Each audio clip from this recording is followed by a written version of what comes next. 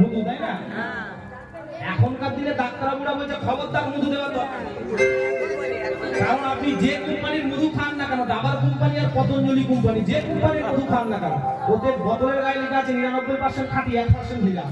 আর ভেজাল মধু যদি খাওয়া, ওই ভেজাল মধু খেয়ে ছেলে বাবা মাকে দেখাবে যাব না।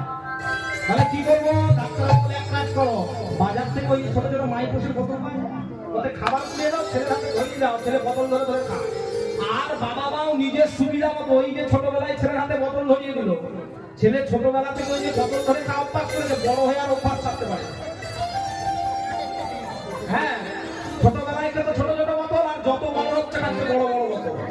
আর বড় বেলায় গিয়ে যে বোতল খাওয়া অভ্যাস করেছে, যে বাবা মা অভ্যাসটা ধরিয়েছে, তাকে দিন রাত খারাপ।